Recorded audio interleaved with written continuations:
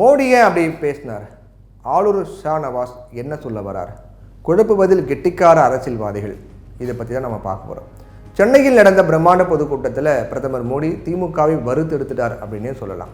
மத்திய அரசு பணம் நேரடியாக மக்களுக்கு போகிறதால அதை கொள்ளையடிக்க முடியலையே அப்படிங்கிற கோபத்தில் திமுக குடும்பத்தினர் இருக்காங்க. திமுகவின் குடும்பம் கொள்ளையடித்த பணத்தை மீட்டு மக்களிடமே சேர்ப்போம். ஆட்சி அதிகாரத்தில் இருப்பவர்கள் உதவியால் போதைப் பொருட்கள் தங்கு தடையின்றி அதிகமாகுது அப்படின்லாம் கடுமையான தாக்குதல்களை தொடுத்திருக்காரு பிரதமர் நரேந்திர மோடி. திமுகவை எதிர்க்கட்சி பாஜக தான் அப்படிங்கிற தோற்றத்தை உருவாக்கும் முயற்சியில் இதுவும் ஒன்று அப்படின்னு நாம் கருத முடியல. ஏன்னா அன்னைக்கு 2Gயை பயன்படுத்தியதை போல இன்னைக்கு போதைப்பொருள் விவகாரம் பயன்படுத்தப்படலாம் அப்படின்னு தோணுது. ஆனால் இன்னொரு விஷயத்தையும் இங்கே நம்ம கவனிக்க வேண்டியிருக்கு. திமுகவை அந்த காய்ச்சின மோடி அதிமுகவை பற்றி ஒரு வார்த்தை கூட சொல்லலை. அதிமுக அப்படிங்கிற கட்சி தமிழ்நாட்டில் தான் இருக்கிறதா அப்படின்னு கூட மோடியின் பேச்சை பார்த்தால் சந்தேகம் வந்துடும். இதுக்கு 2 காரணங்கள் சொல்லப்படுது. ஒன்று, தமிழகத்தில் போட்டி திமுகவுக்கும் பாஜகவுக்கும் இடையே தான் அப்படிங்கிறதாகும்.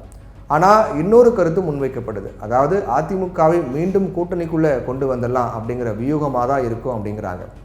இதனிடையே சில கருத்து கணிப்புகளும் ஊடகங்களில் வெளியாக இருக்கு. அந்த கருத்து கணிப்புகளை வச்சு பார்க்கும்போது பாஜக அதிமுக கூட்டணி அமைந்தால் அந்த கூட்டணி கணிசமான இடத்தை வெல்ல வாய்ப்பு இருக்கிறதா தோன்றுது. அதிமுக 4 இடங்களில் வெல்லும், பாஜக 5 இடங்களில் வெல்லும் அப்படிங்கிற ஒரு கருத்து கணிப்பு. இன்னொரு கணிப்பு பார்த்தீங்கன்னா பாஜக இரட்டை இலக்கங்களில் 14 தொகுதிகளில் அதே வாக்குகளை பெறும் அப்படிங்கிறது. இது எல்லாமே கருத்து கணிப்புகளாக பாஜக கூட்டணிக்கு அதிமுகவை எடுத்து வர முன்வைக்கப்படக்கூடிய கருத்துகளா அப்படின்னு தெரியல. இது கருத்து கணிப்பா இல்லை அதிமுகவை பாஜக பக்கம் இழுத்து வரக்கூடிய கருத்தான்னு தெரியல.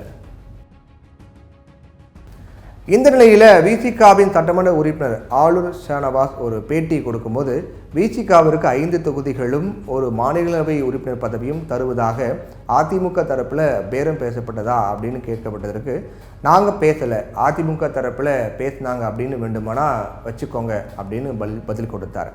இவருடைய கருத்தையும் 2 விஷயங்கள் பார்க்கப்படுது. ஒன்று, திமுகவிடம் கூடுதல் சீட் கேட்டு இழுபறி நடப்பதால் இப்படி சொல்லி திமுகவை மறைமுகமாக எச்சரிக்கிறாரா அப்படிங்கிற கேள்வி.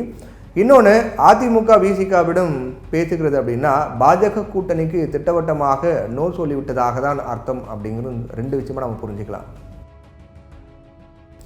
தேர்தல் கூட்டணி இறுதி செய்யப்படும் வரை இப்படிப்பட்ட தகவல்லாம் நிறைய வந்துக்கிட்டே தான் இருக்கும். அதை மறுப்பதும் வாடிக்கையான ஒன்றா தான் இருக்கும்.